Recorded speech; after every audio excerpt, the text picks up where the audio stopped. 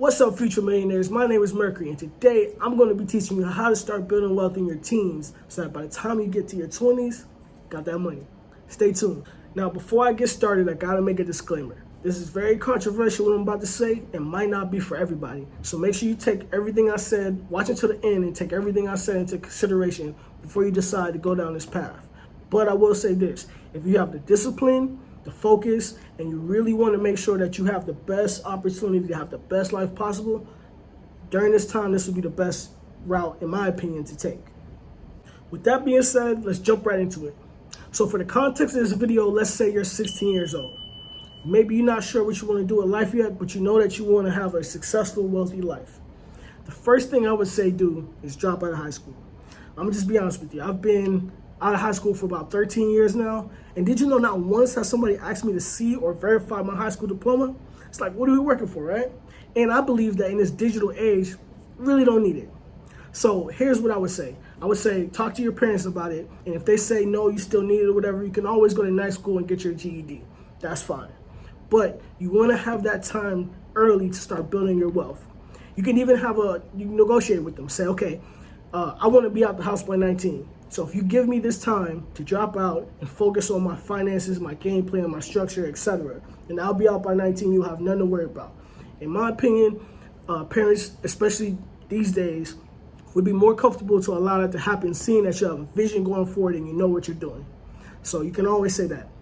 Now, after I drop out of high school, the first thing I'm going to do is open a bank account. Okay? Super important. You actually want to have 4 accounts. I actually have a video on top 3 banks you should get and the top 3 banks you should stay away from. Make sure you watch those so you know what to do. Now, these 4 accounts are going to be the key to your future. It's how you build the discipline and the financial wherewithal to carry you into the future and build your wealth. I wish more people did this. I mean, it is so imperative. The first account is a rainy day fund. I don't care how old you are, where you are in life, you need a rainy day fund in case the sky falls down. You have a large nest egg to be able to carry you over to take care of your bills or even food or a straight light bill or phone bill or whatever if something happens and you don't have the funds available from your job or a situation, okay? Super important. The next account you want to open is an investment account. Now, the first account is a savings account, by the way. The next one is also a savings account. It's an investment account. Everything goes in here, you do not touch. This will make sense more later in the video, but that is super important. The following account is a bill account. So you're 16, 17, you probably don't got too many bills. Maybe your phone bill or something like that. You want to make sure that all of the bills that you have coming in only gets paid out of this account. It's a checking account. It should have its own card, and you should set up auto pay for everything so that it comes out and you don't miss payments or delay payments, because that'll hurt you in the future as well. You want to make sure you're trying to pay all your bills on time. Now, your last account is your fun account / miscellaneous. This account is going to be for anything that pops up that you want to do. Maybe your friends want to go out to the movies or something like that. You only want to use this for that. Nothing else, no other account should be touched for you to be able to go out, have fun, run around, DoorDash, whatever the case may be. This is going to help build that discipline. So let's say, for instance, your first check is $100. You want to make sure that it's distributed evenly to all these accounts. So $25, 25% will go into your bill account, 25% will go into your fund account, 25% will go into your investment account, and 25% will go into your rainy day savings fund. And you, no matter what or how much money you have coming in, you want to always make sure it's distributed like that. So you have a track of all of your money, where it's going, what you can and can't use, and how you're building towards your future. The next step is, okay, you're out of school, get multiple jobs, work as much as possible.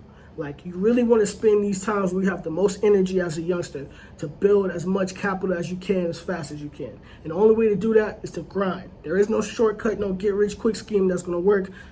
Get that out your head right now. You want to grind, you want to build, you want to be dedicated. Remember, you told your parents you're going to be out the house at 19. You got to live up to that. So work as much as you can. Of course, make time for yourself to have fun and run around with friends, still be a kid or whatever. But you're not in school no more, so your priority is get as much bread coming in so you have a head start on your peers.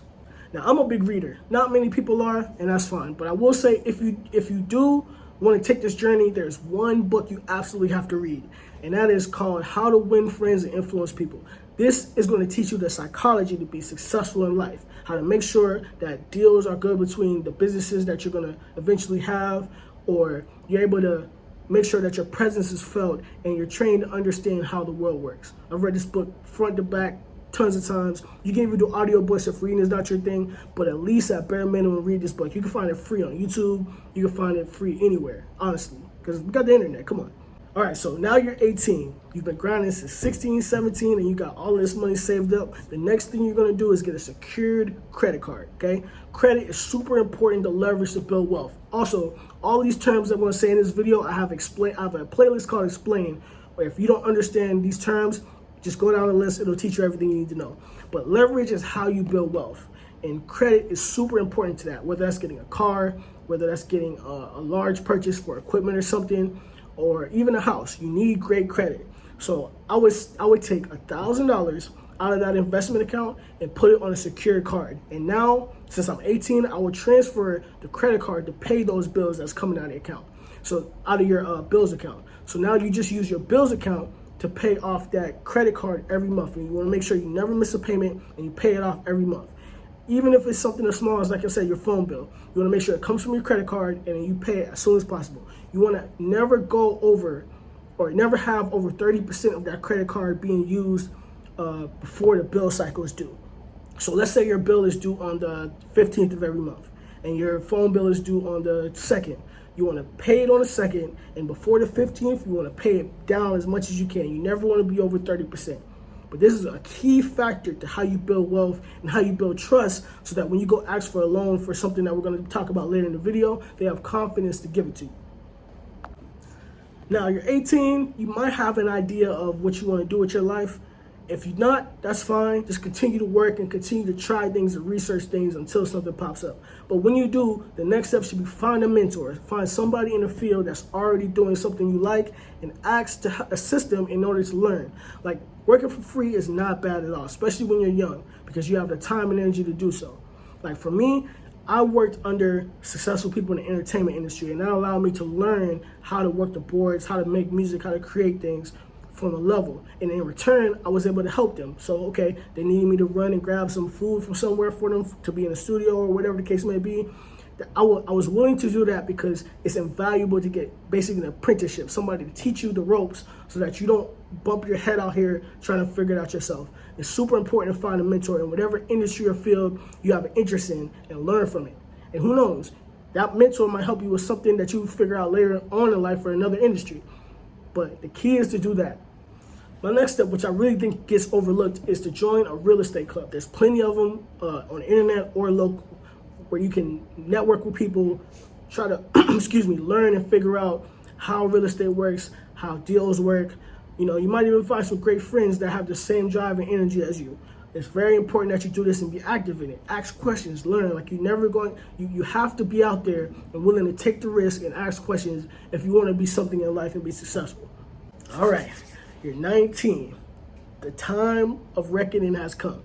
So if you follow all this stuff so far, you should be in a pretty good position in order to do this step right here, which is to find a multifamily.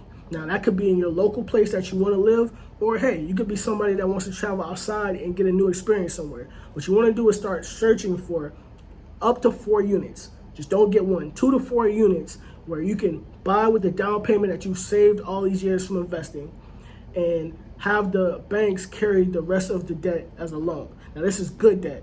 I have a video on good debt versus bad debt. I won't get into that in this video, but make sure you look into that. But what you want to do is put the down payment down on this property, and you might need help if your credit isn't long enough or whatever. So you might have ask on a relative to co-sign you on the loan or whatever. But the great thing about multifamily properties is that, one, they look at it as a single family if it's under 4 units. And 2, having multiple units allows you to do something called house hacking. Now, what that is you live in one unit and you use the other units to pay down the mortgage. And because of that, they're going to be more lenient on giving you that loan because they know, okay, well, if other people are going to help pay down the mortgage, I'll feel more comfortable giving you the rest of the money to buy it. But this is super important to build wealth because real estate is the tried and true method to build wealth, especially in a first world country. Most of my portfolio is real estate. And by you being so young starting off, this is going to be great because you already have a track record of success, that people can trust you when you want to do other endeavors, and you have basically the time to grind and not have your money take your time, because if everybody else is paying down your mortgage, you might have to pay, depending on the era or the area that you live in, you know, the light bill, water bill, whatever. But that big rent payment, that big mortgage payment is not solely on you because you have other people helping you. Again, just like everything I've taught you up to this point, if you're 19 and you've got this property now, it's very imperative that you don't miss any payments. You want to keep that good track record in history so that as you grow and continue to do other things, like I said, they'll be more comfortable giving you that money. So make sure that you don't miss any payments, whatever it takes. But don't quit your job just because you have this property now and it's easier for you to live. You want to keep working, keep grinding, keep rebuilding that investment fund up again now. And make sure you have some coverage just in case something happens and you might have to fork out a little bit more money to pay down a mortgage or something like that. You want to keep building and keep grinding. Now, let's say a year has passed. What's going to happen is you have the ability now to refinance. So as you've been paying down that mortgage, there's going to be a gap in between what the loan is for and the house appreciating. And that gap is called equity. I have a video on this again. You can watch and learn it. When you refinance, you're going to get a large lump sum of cash that's, guess what? Tax free. You're going to take that large lump sum of cash and invest it in another multifamily. Like, this is key because now you have two properties. You would move out of the first one, go into the second one, and rent out that unit that you just have. You can have, there's great options for this, FHA loans and stuff that we won't get into this video. But now you're house hacking again, but you also have another property that's paying down the mortgage and giving you a little bit of cash flow. So now you're starting to build that money coming in without you having to work for it, which is the whole goal of this. And those properties are going to increase your net worth, which is super great. So again, now that you've done that, don't quit, keep working. If I were you, I would do it again and get another property. Well, once you have a minimum of two, though, you have the ability to have a little bit of flexibility. Maybe you want to get into a new trade, or you want to try being an influencer or something like that. Your horizons can expand because now the pressure of paying all these things is not so much on you, which, trust me, as an adult, it's usually the hardest thing to deal with. They don't teach you none of that in school. All right, so you got two properties under your belt. You got some cash flow coming in. Congratulations. You're starting your way to be financially literate and wealthy. Now, any extra income you have coming in, I would suggest opening a Roth IRA. Not a 401k, not none of that stuff, a Roth, because that gives you the ability to take your earned income, so the money that came from your job that's been taxed already, if you're W-2, and put it in a vehicle that allows it to grow tax-free until you're 59 years old. Now, the beautiful thing about it is the earlier you start, the better, because now you have compound interest growing and growing your money for the future. I actually have another video on that. Make sure you check that out too if you want to know more about what compound interest is and how starting early can help you benefit for the future. But now you have the freedom to do what you want to do. At this point, now you can start buying your toys and having your fun. The key to staying wealthy is that you buy your assets with your earned income and you use the cash flow from them assets to then buy your toys. Lambo, cars, jewelry, fresh clothes, whatever it is that you want to do.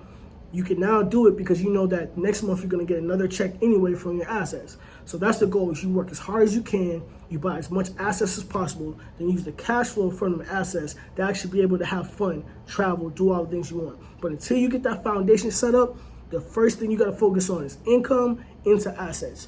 You don't want to sit on a whole bunch of cash. Except for your rainy day fund, you're always going to need that liquid, which means the ability to pull it out and use it for whatever in case of emergency.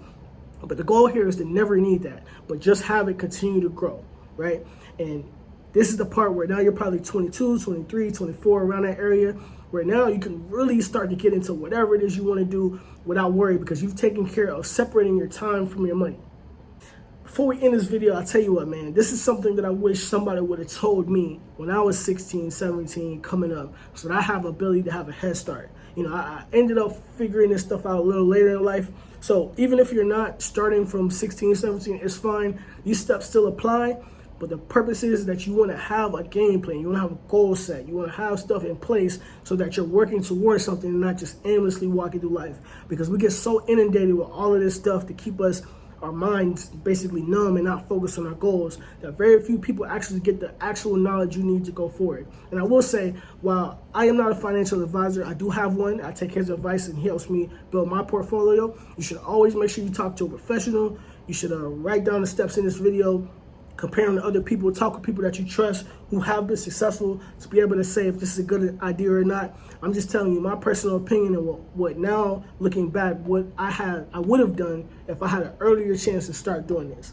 I mean, it's great. There's so many tools out here and communities you can get in and start building these relationships and get this knowledge. Like, it's a beautiful thing. So if this video has helped you at all, I'm not charging you for it. It's free. Just hit that like button. It helps with the algorithm and allows other people that are in situations like you that want to learn this stuff see my content. Thank you guys for watching, and I'll see you next time.